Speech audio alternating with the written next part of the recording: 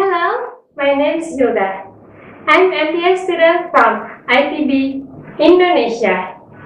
I'm gonna presenting about demand theory from Chapter 3, Managerial Economics and the Global Economy by Dominick Salvatore. As we know, demand is one of the most important aspects of managerial economics. Since firms would not be established or survive if sufficient demand for its product didn't exist or couldn't create it. Law of demand is the inverse relationship between the price of good and the quantity of the good demanded per time period.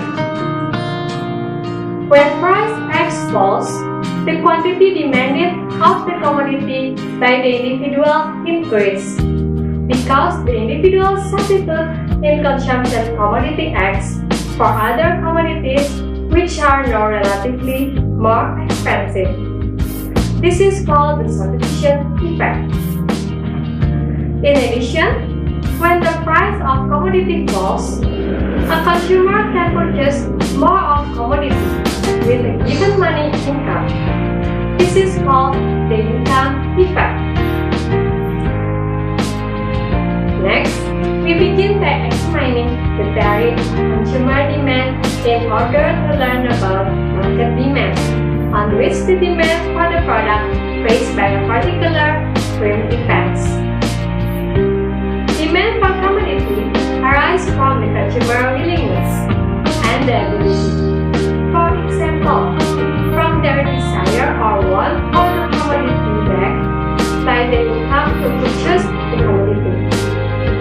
Consumer demand of theory postulates that the quantity demanded of commodity X by an individual for time period as a function of price per unit commodity, the consumer's income, the price of related commodity, and the taste of the consumer. When the firm increases the price of commodity, sales generally decline. People know that the firm will probably sell more units of commodity by lowering the price. Thus, people expect an inverse relationship between the quantity demanded of a commodity and its price. When the price rises, the quantity purchased declines, and when the price falls, the quantity sold increases.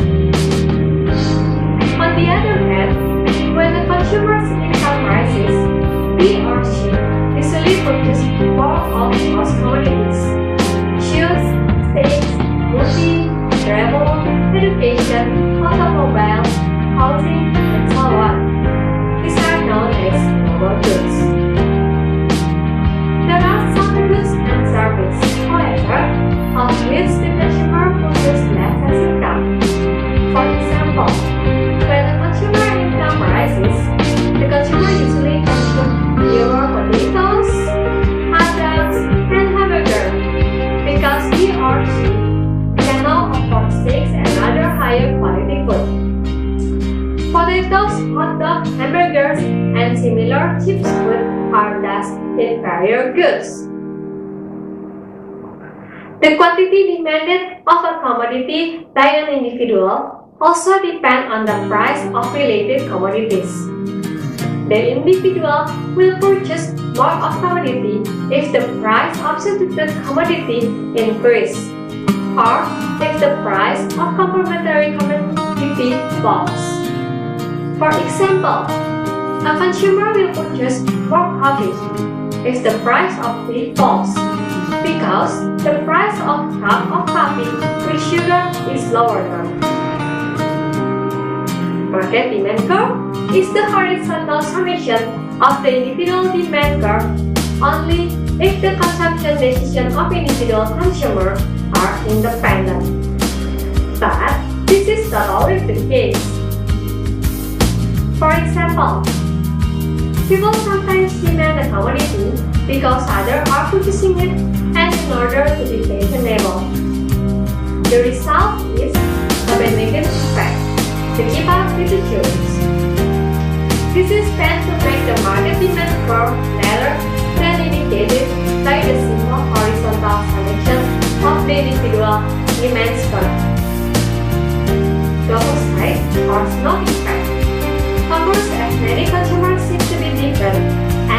increasing by demanding less of commodity as more people consume it. This tends to make the market demand curve steeper than indicated by the horizontal summation of the individual demand curve. This figure shows that the market demand curve for commodity Dx is obtained from the horizontal summation of the demand curve of the individual 1, D1, and individual 2, D2. We can express the general market demand curve for commodity X as a function of quantity demanded of commodity X depends on price per unit commodity X, number of consumers on the market, consumer income, price of related commodity, and consumer days. Demand for a commodity raised by particular firm depends on the size of the market or industry demand for the commodity. Market structure. First, monopoly. When the firm is sold for the stock of commodity and local supply. Next, oligopoly. When few sellers of homogeneous or differentiated products and entry into or exit the industry is difficult. Third, monopolistic competition. When many sellers of differentiated products and entry into or exit the industry is rather easy. Last, perfect competition. When many firms selling products and each firm is too small to affect the price. Type of goods that the firm sells are durable goods, non-durable goods, producer's goods. Tariff demand. We can specify the linear form of the demand function raised by a firm. When Tx refers to the quantity demanded of commodity X for a time period raised by the firm, Tx, price of the commodity, and as number of consumers in the market, I as consumer income, Py as the price of related commodities, and I as consumer days. The price elasticity of demand, EP, is given by the percentage change in the quantity demanded of commodity, divided by the percentage change in its price, holding constant all the other variables in demand function. The first equation is the point price elasticity of demand, or the elasticity at given point on the demand curve. Note that the value of delta T for delta is given by A1, the estimated coefficient of P in the linear regression of P on P and other explanatory variables. Therefore, the formula for the point price elasticity of demand can be rewritten as the second equation.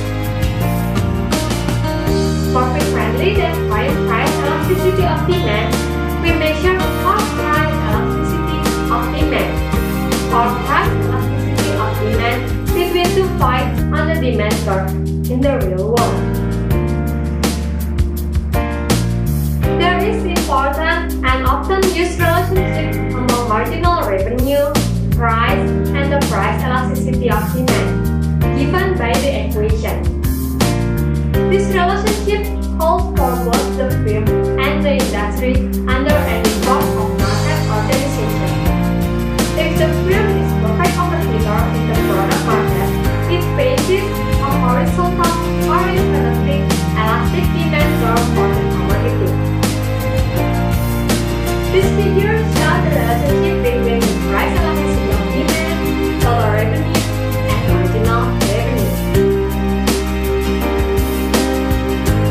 From this figure, we can see that total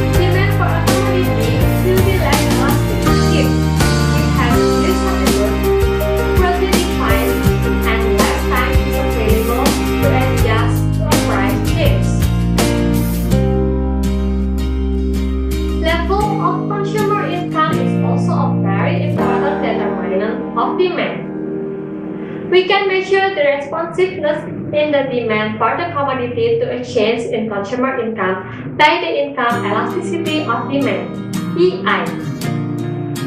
This is given by the percentage change in the demand for the commodity divided by the percentage change in income, holding constant all the other variables in the demand function, including price.